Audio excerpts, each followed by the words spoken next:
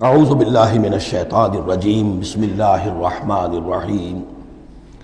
بل اتبع الذین ظلموا اہواءہم، حقیقت یہ ہے کہ ان ظالموں نے اپنی خواہشات کی پیروی کی ہے بغیر علم، بغیر کسی علم کے، بغیر کسی سند کے۔ فمن یہدی من اضل اللہ، تو کون ہے جو ہدایت دے گا اس کو کہ جس کو اللہ نے بھٹکا دیا؟ یعنی اللہ تعالیٰ ان کے ضلالت کا فیصلہ کر چکا ہے کہ ان کی مہر تصدیق اللہ کی طرف سے ثبت ہو چکی ہے۔ وما لهم من ناصرین، اور اب ان کے لیے کوئی مددگار نہیں ہے۔ فاقم وجہک للدین حنیفا، یہ آیات بہت اہم ہیں جو آ رہی ہیں آگے، اور دین کا جو اصل روح ہے اور اس کی یعنی جو جڑ اور بنیاد ہے۔ فاقم وجہک للدین حنیفا، تو قائم رکھو، سیدھا رکھو اپنے چہرے کو اللہ کے دین کی طرف، حنیفا، یکسو ہو کر۔ یہ توحیدی شان ہو کہ میری اطاعت، ان صلاتی و نسکی و محیای و مماتی للہ رب العالمین، جیسے حضرت ابراہیم نے فرمایا تھا انی وجہت وجہی للذی فطر السماوات والارض حنیفا وما انا من المشرکین۔ اب ہر چہار طرف سے اپنی توجہات کو کاٹ کر ذات باری تعالیٰ پر مرکوز کرو۔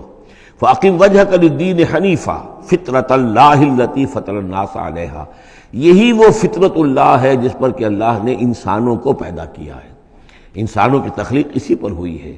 ہر بچہ جو ہے نسل انسانی کا وہ فطرت سلیمہ لے کر آتا ہے، بعد میں اس میں جو گڑبڑ ہوتی ہے اس کے ماحول کی وجہ سے، اس کے والدین جو بھی اس کو سکھا پڑھا دیتے ہیں، جیسا کہ حدیث ہے کل مولود یولد علی الفطرہ، ہر بچہ جو پیدا ہوتا ہے وہ فطرت پر پیدا ہوتا ہے، وہ فطرت اسلام ہے، وہ فطرت اللہ کے دین کی ہے، وہ فطرت اللہ ہے۔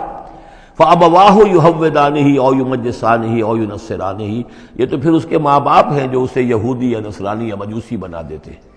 تو یہاں فرمایا فطرت اللہ التی فطر الناس علیہا، لا تبدیل لخلق اللہ، اللہ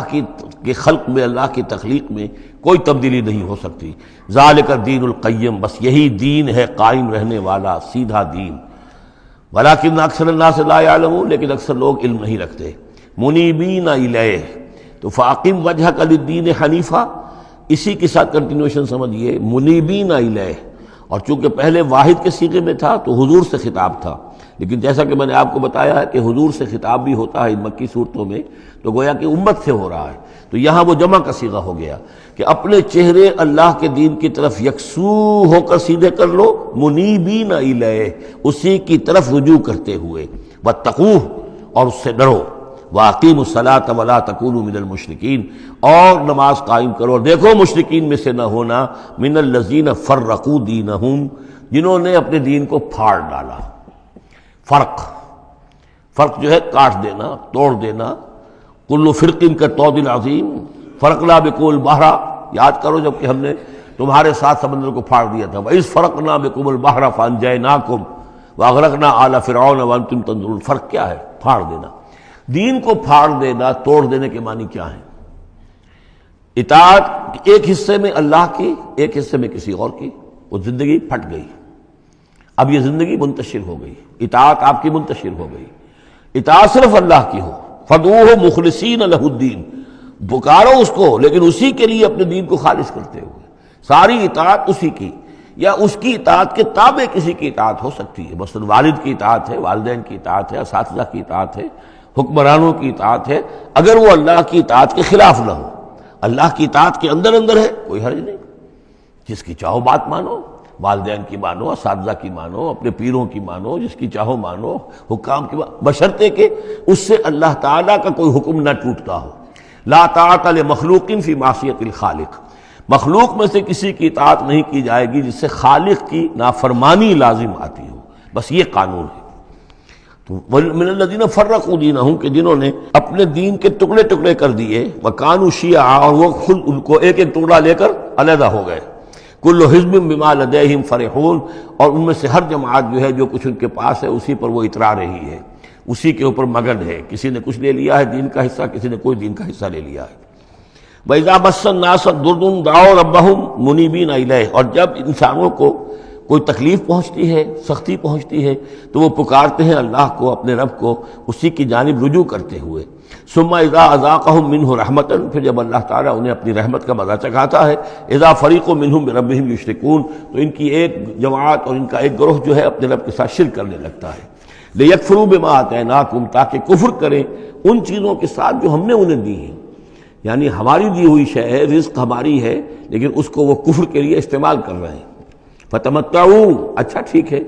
جو بھی تمہیں فائدہ اٹھانا ہے اٹھا لو، چند دن کی زندگی ہے، بالآخر تو تمہیں ہمارے پاس آنا ہے، یہ تمہارا طرز عمل جو ہے وہ اسی مہلت کے اندر اندر جو تم چاہو کرو، فسوف تعلمون، پھر یہ کہ عنقریب تمہیں معلوم ہو جائے گا کہ اصل حقیقت کیا ہے۔ کلا سوف تعلمون ثم کلا سوف تعلمون، ایک وقت آئے گا جب کہ اصل حقائق جو ہیں وہ منکشف ہو جائیں گے۔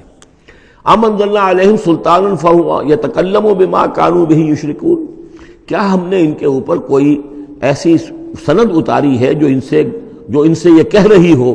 اور ان چیزوں کی تصدیق کر رہی ہو کہ جن کے یہ جس کو شریک کر رہے ہیں، یعنی کوئی آسمانی کتاب آئی ہو جس نے انہیں یہ بتایا ہو۔ اب یہاں دیکھیں لفظ یتکلم آیا، جو بات کرتی ہو ان سے،